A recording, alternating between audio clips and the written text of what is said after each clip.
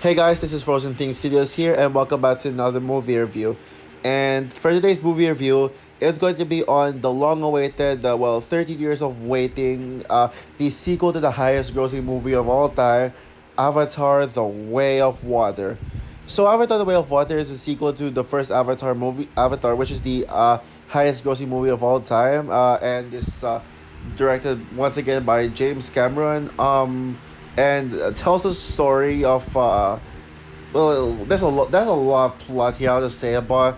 The story is basically about Jake Sully and in theory like having a family including two brothers and an adopted sister adopted sister and also a baby sister as well and another adopted brother who's non-Navi but a human and basic and they pretty much they still live in Pandora, but then they're forced to flee from their homes when like the sky people are constantly attacking them. So they're forced to move on to a brand new village with Ronal and Tonawari like ruled by them. I forgot the name of the village. If you guys can tell me what the name is, let me know down below. Like the new village that they go to and pretty much the family must learn to adapt to the new environment. But then Quaritch, who is pretty much revived then from the dead now, and Navi must he's taking revenge on the Navis and now the Navis must fight to protect their family and yeah. So yeah, as you all know, Avatar is a very polarizing movie. I mean, it's a very controversial movie because it is the highest grossing movie of all time. But then that like pretty much led to some divisiveness because there are some people who hate on Avatar, and I mean despise Avatar. Probably because it has the probably because it's the highest grossing movie of all time. But like people say it's a rip off to other movies. Like Dances with the Wolf and Pocahontas.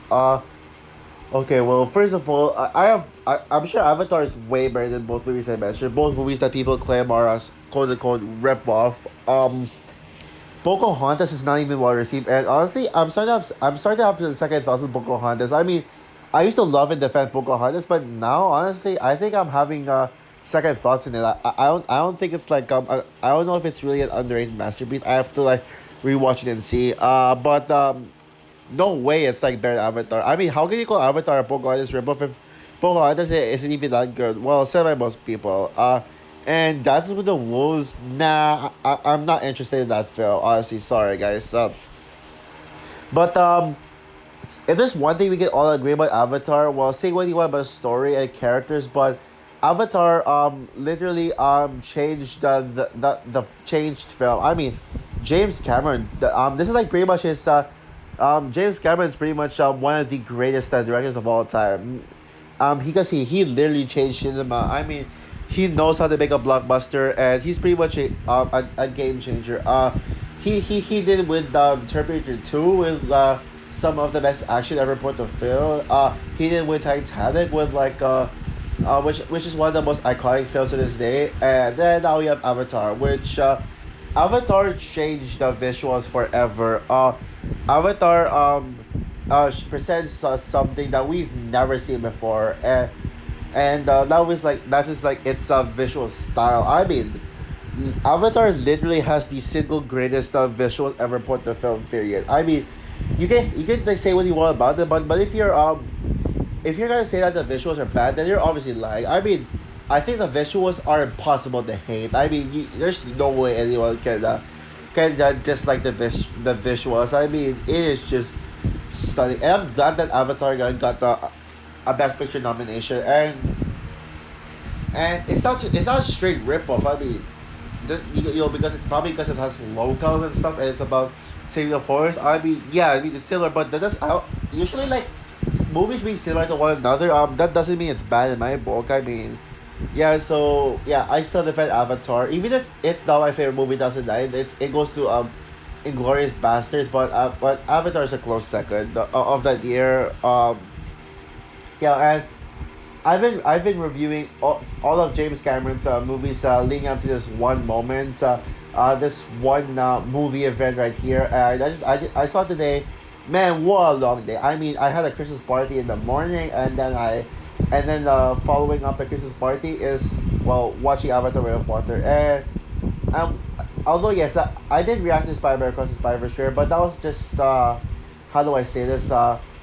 I went home for a while, just kind of rested for a few minutes, and yeah. But yeah, I saw Avatar: Way of Water in IMAX 3D, and yeah, I mean, outside the lobby, it felt like it was like a special screening or something. Like, it just looked gorgeous. And let me tell you all, after I got out of seeing Avatar: Way of Water, oh my goodness, I am speechless, man.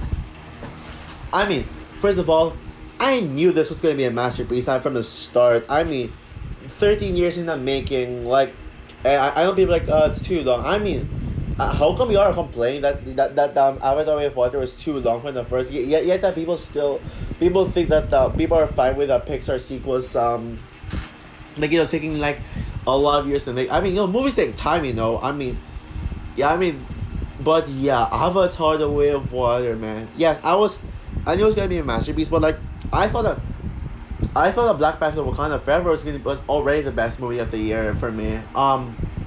Because Black Panther: Wakanda Forever, well, I mean, I adored Black Panther: Wakanda Forever to know, and I think it is a masterpiece, and I kind of defend it because there's some people who were like complaining about it because they didn't recast T'Challa and they made Black Panther a female, but yeah, I thought Black Panther: Wakanda Forever was not gonna be top. That's my favorite movie of the year. Well, this just did. Avatar: Way of Water is now officially my favorite movie of 2022. And this is easily, and I mean easily, the best James Cameron movie. No other James Cameron movies come close. And I'm gonna say this right now. I'm gonna go as far as say this is the single greatest live action movie of all time. Sorry, No Time to Die. You've been dethroned. And I think I like 2022 movies now more than 2021. I mean, 2022 was such an incredible year for movies, and I didn't really expect it like to be this incredible. I mean, so many masterpieces, so many like movies that got crapped on that I defended, and movies that I praised as well. And even though this year was terrible for kids movies, there's no denying that. I mean, Avatar: The Way of Water is pretty much the pinnacle of 2022. Oh wait, no, that's still. Oh wait, no, actually. I still think Stranger Things season 4 and Cobra Kai season 5 are the pinnacles of 2022. But for movies, yes, this is seriously like incredible, and even incredible, and even like so much more for TV shows. It is the best year of TV shows. But yeah, um, yeah, Avatar: The Way of Water just pretty much through yeah, Black Panther: Wakanda Forever. I thought that was the best movie of the year. But then Avatar: The Way of Water was like, hold my beer. This is my yeah, well, back to what I was saying. Yeah, I was saying that. Yeah, this is the best live action movie, but at the same time, yeah, best live action movie. Well, is it the best movie of all time? Nah, that's nah. I mean, Frozen 2 is still the best movie ever, but I Went the Way of Water is actually now my second favorite movie of all time, second only to Frozen 2, and that's how far I'm going. And man, like, um, I can rave about this movie all day long. Like, I can literally rave about it. Like, say, like, all my praises, because there is so much to praise about this. Like, so much. Like, I don't know where to do with this. Like, I don't know where to go. I mean, let's start with some of the obvious. The visual effects and the cinematic experience. This is, without question, the greatest cinematic experience of all time. I mean, yeah, it's kind of sad that people didn't really cheer and clap at the movie. But like I was, man. I mean, this movie is a very emotional. I was like crying, I teared up in some scenes. Like, I cried some scenes. But like in the end of the movie, I cried because of how much I adore this movie. And even I was looking at the audience. Everyone, and I mean everyone in the audience were crying. After the movie, and that just shows how good this movie is. Yeah, I mean, best in my experience. I mean, just but I mean, it's an IMAX 3D movie. I mean, it's literally a 3D movie. I mean, the 3D effects in this movie, man, it felt like I was a part of this movie. I mean, it felt like I was inside this movie. I mean, like there are like a few scenes in the movie where it felt like I was how do I say this? It felt like I was in the movie. It felt like I was moving with the characters. It felt like my scene. I mean, because of the 3D effects, right?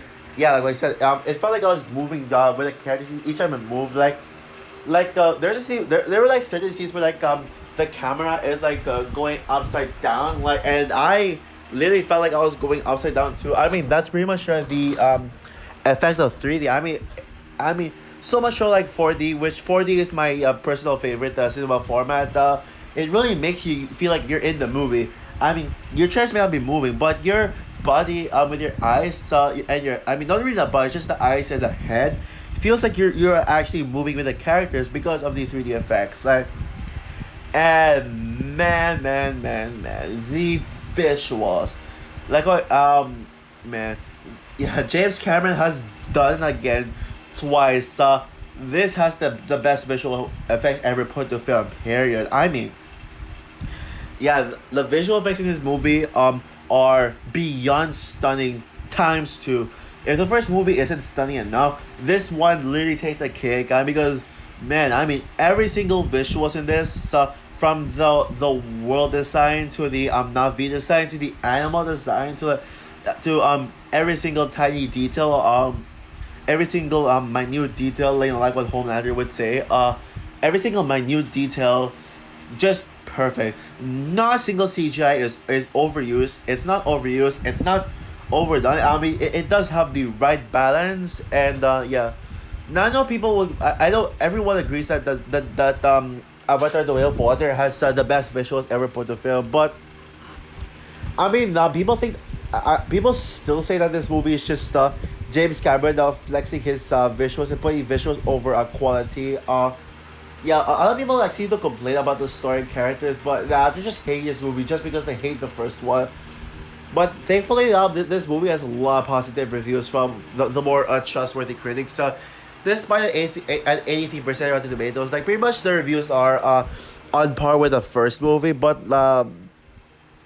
yeah, it's on par with the first movie. But I think this one, most people here say this is better. I mean, the Letterboxd average, the Letterboxd score is actually better than the first. Higher. I mean, the first movie has a 3.5 on Letterboxd, and a 3.8 on no wait, and Avatar: The Way of Water has a 3.8, and the first movie is a 3.5. Yeah, what an accomplishment that was. That is. But to me, honestly, there is not a single flaw in this movie. There is not a single flaw. I mean, um, yeah, because every single thing about the movie, I mean, e- even the ones that people would criticize, I mean, there's nothing wrong in the movie. I mean, there's not a single thing I would change here. Yeah, first of all, yes, this is a 3 hour and 50 minute movie, and pretty much the longest movies, the longest movie I've ever seen in theaters, even during Endgame. But you don't feel the runtime. I mean, in fact, I mean, it was the right. I love staying in cinema for such a long time. I was never bored throughout. Yeah, not a single scene, not a single millisecond bored me. Now, yes, uh, there isn't really a lot of action. Well, technically, I mean, for like the second act of the movie, there is barely any action. But I mean, yes, the first movie had a lack of action, but I totally understand why. This, on the other hand, so many action scenes. The first act and the third act are more action packed. Yeah, I mean, even like I was like thinking, yeah, I mean, I was like already expecting that we get more introduction of Pandora and the Navi, and then we have to like wait like 90 minutes before the action starts. No, in the first 10 minutes, there was already action scenes. Yeah, the big heavy action scenes. Another action scenes like 40. Another big action scene like 45 minutes into the movie. After 1 hour, that's where the movie starts to get a little slow paced. Like once like they leave Pandora and move to this new village. Yeah, I mean the movie does pretty much become like a little more light. There's not much action in throughout the second act. I mean the most, but But at the same time, I mean, the movie still finds a way to be entertaining. I mean, there's not a single scene that bored me. I mean, it was never slow. I mean, there's not a single dull moment to be found here. There was one scene where I walked out, but maybe because I had to buy more popcorn. I just wanted more popcorn, but I mean, I don't know if it's a scene I missed, but yeah, yeah, I absolutely adored this. Wait, okay, I'm lost for words. But yeah, so the pacing is perfect, and oh yeah, and also every single action scene in this movie absolutely intense. Yeah, intense, and yeah, I mean, I wanted more. I mean, I would have been down for a 6 hour Avatar movie, and also yeah, the action in this movie absolutely spectacular. Yeah, just it's like the final battle of this movie is literally like it's on the same scale as Return of the King. I mean, it's like if the Return of the King final battle and the Endgame final battle had a baby and turned out to be superior than both of them. Yeah, Avatar Way of Water probably has. I'm not sure if it has the best final battle. I actually know it. I still think Endgame has the best final battle in my opinion. But Avatar Way of Water is second. I think this final battle is even better than the one in Return of the King. But yeah, like what I said, Endgame is still like the best final battle put the film. I mean, but it is absolutely intense and man, and even like when it comes down to Jake Sully fighting Quaritch, man, it is brutal like and savage, man. I mean, and yeah, this movie is dark.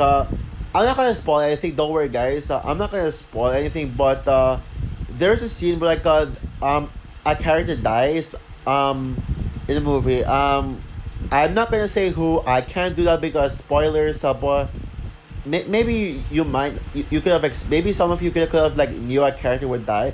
And let me tell you all, I was bawling like a baby when that character dies. It's so sad, man. Like really sad. But yeah, now let's talk about two of the most heavily criticized aspects of Avatar: the story and the characters. What can I say about the story? Yeah, the story. This I mean, yes, it's not the best written film of the year. If you're wondering why I think it's the best written film of the year, it's Guillermo del Toro's Pinocchio all the way. But the writing in this movie is so good, man. I mean, it's a little similar to the first film, but it's kind of like Top Gun Maverick, where it repeats the same elements from the first film, but with a new generation of characters, and it actually does it better. Um, what an incredible story. I mean, this movie has so many messages. And not a single message in this movie is pushed. I mean, it does. I mean, of course, it still like discusses themes about natives, about culture and differences, and saving the forest, and like stopping like people from taking down the forest. But but but there's a lot more than the messages. It talks about family, like what people say. It does have a very deep message about family. I mean, it's a lot more deep than Fast and Furious. I mean, Fast and Furious, they say family, it's all about family, blah blah blah. Well, after the Wheel of Heart, they use the word family more times than Fast and Furious. No joke, and then I'm sorry, I'm just lost for words. Yeah, I mean, they talk about family, and yeah, I mean how families should stick together, how families should love each other, how they should understand each other, and it does it in a way that makes me like think about my family. That makes me really touch me deep. It makes me see I see their family in my family, even if I only have one sibling. I mean, and they have a lot.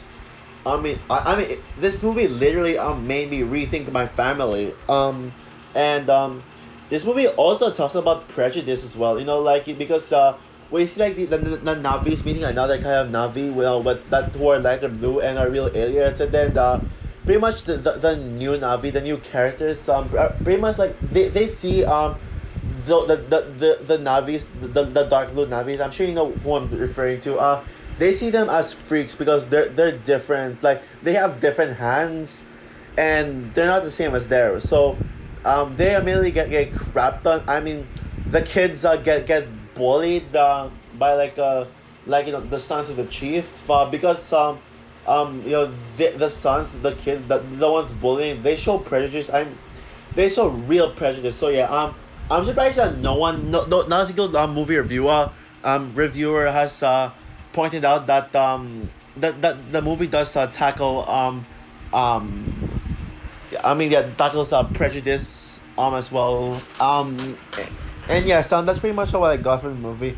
And as for the characters, man, the characters are amazing. I mean, yes, I understand people start complaints that there's way too many characters, but I think I was able to invest in every single character in this movie. I mean, of course, well, you got your Ethereum characters, Jake, Neytiri, and Quaritch. I mean, those three, they're pretty much well respected. I mean, Jake and Neytiri, they all grew as characters. And they all feel like actual characters. I mean, they're like parents. Like two, they're like in my top 10 fictional parents, maybe top five. I mean, I love Jake Sully may have dethroned Mufasa as my favorite movie father of all time. I mean, Jake Sully is pretty much the best movie father. I mean, I really resonated with him as a father, and yeah, he really does everything he can to protect his kids from getting into danger. Even if it means like grounding them and being harsh with them. And Neytiri is pretty much someone who's like a lot more nice to her kids. I mean, Jake Sully is pretty much the strict father. Neytiri is like pretty much the friendly mother who tells Jake not to be hard on the kids because they're learning. Man, I wish my mom was like that, but my mom is pretty much Jake Sully level strict with me. But yeah, and but like, it's actually the kids who are the standout. Like I love the cheese as well. Like Ronald and Tonowari. I love them. Quaritch is even more intimidating than the first film. I like it better than Navi. And yeah, he's really threatening. He's ruthless, and there was even a major jump scare involving him. Like there's a scene where like a Quaritch was jump scaring the kids, and man, it really got me like legit jump scared. But to me, in my personal opinion, the kids were the standouts. I mean, Loak, yeah, the kids, Loak, Kiri, Took, and Spider, and Netayam, they're all like the kids. Some are born from Nigerian, while others are adopted. But I think what makes the kids really special is that I resonate with them. Like I personally like relate to them. They're so relatable. I mean, I see myself in Loak um and Loak, and who's the other one? Netayam. I mean, they're all like very resonating characters.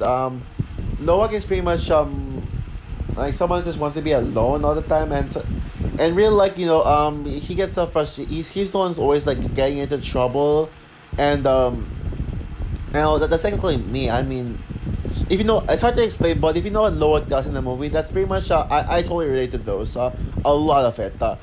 And Netayam is also relatable. I'm the eldest sibling. Even though I only have one brother, I mean, I relate to Netayam as an older brother. Sometimes I do fight with my brother, but other times I support him. Even if we fight sometimes. I mean, sibling fighting is normal. Like a lot of siblings fight. But Kiri is I'll talk about her later. I also love Toke and Spider. I mean, Spider, I mean, really surprised me. I thought Spider was going to be the weakest character in the movie, but the weakest character in the movie, if you're wondering who they are, pretty much the armies of technically the armies of Quaritch, like those Americans, like the humans, who Quaritch was like he was like telling those people, hey, you gotta work for me, and then stuff like that. Yeah, you gotta help me, kill, like destroy the Navis, like and stuff like that. But yeah, sorry, I'm lost again. But as I was saying, yeah, they're the weakest characters movie, the armies. But yeah, Spider. What I love about him is that Spider is pretty much the what's that character? From the first movie. he's the Trudy of Avatar. I mean, yeah, it's pretty sad that Trudy's absent, but I have no complaints about that. Trudy was my crush in the first Avatar, but it's fine, I guess. Maybe it's because of Michelle Rodriguez's schedule. But Spider is pretty much the male version of Trudy. We're like, he's pretty much associated with the Sky People, but he doesn't really want to work for them because he knows that what they're doing is wrong. So he pretty much hits them and then runs away, and then he pretty much runs away and joins the Navis. Although Trudy doesn't really join. I mean, Spider is pretty much the more fleshed out character, but I personally prefer Trudy over Spider, in my personal opinion. Um, but yeah, back to I was saying. And but yeah, Toga is just adorable. I mean, very charming. And but Kiri's actually my personal favorite of the kids. Of Jake and Neytiri's kids. I mean, she has the most in depth like personality. I mean, you really feel bad for her. I mean, one of my friends from the Frozen community can actually relate to her. I won't say how, but you really feel bad for her. And plus, Kiri is like technically the emotion of the movie. She's the emotion. I mean, a lot of scenes that I cried in involved Kiri. I mean, and let me tell, and yeah, I mean, Kiri's a teenager, but she's pretty much voiced by Sigourney Weaver, who's like in her 70s, and man, let me tell you, I mean, Sigourney Weaver did such a phenomenal job of like portraying a kid character. And I love that. I think hands down Sigourney Weaver's the best performance. I just love that take of like an old celebrity voice casting voice acting a young kid. It's kind of similar to that in Sonic the Hedgehog too, where a woman in her 50s voice acted Tails, and Tails is pretty much, I think Tails is just a kid. I assume that kid Tails is just a kid or a teen, but whatever. But I mean, even though I adore Kiri, I pretty much feel for her. She's not even my favorite character. She's only my second favorite character. My favorite character in the movie has to be Tireya. My God, I mean, I love her character. I mean, I think she's going to be like very, the more underappreciated characters. But damn, she is hot, man. And I love her romance with Loak. I mean, both Loak and Tireya both have like a very beautiful chemistry. I mean, despite not having enough time, it's not really a problem with me. Um, and my favorite scene in the film was like when Loak and T-Ray were together, like in the night, and then Loak was like explaining his feelings to T-Ray. I'm not gonna explain anything about that. I won't get into detail, but they have a time alone, and it's just beautiful. And then T-Ray literally holds Loak's hand and says, and I see you, and from the trailer, I mean, I see you is pretty much the Avatar's iconic line quote. I mean, every time you hear the line "I see you," I mean, the first thing you think about is Avatar, but Tireya delivers like the best "I see you" line like period. I mean, it's just beautiful, and yeah, she's just hot. But I'm not really praising her just because she's hot. I mean, she's a really like great character with such great character arc. And pretty much a perfect love interest to Lorak without trying to be forced or anything. And even the whales, I forgot they call them. I mean, they call it something else, but to me, they're technically whales. I don't know, but they even play a major role in the story. Like they're just whales. They don't talk, but like they have major. They actually have a character arc in the movie. I mean, Loak pretty much bonds with a whale who's pretty much an outcaster, and you pretty much understand why this whale is an outcaster, and I love that the bonding and pretty much and yeah, I love how the whales are considered like brothers and sisters of the Navis. I mean, pretty much the villagers, those not really like the main Navis. And yeah, man. Also, like so before I end this, like I want to talk about like the score and the cinematography, as well, and the production design. All phenomenal. I mean, this is the best shot movie ever made. Period. I mean, James Cameron and whoever's the cinematographer, you're a bunch. What a bunch of geniuses. The production design and the world building looks absolutely spectacular, and the score from J.T. Howard. Um, right now, it didn't really top the Batman as the best score of the year. Michael Giacchino's score for the Batman, but I mean it's still amazing. And probably like Newton Howard's the best score yet, and the end credit song. Although sadly I didn't really get to say for the end credit song, but I will listen to the end credit song.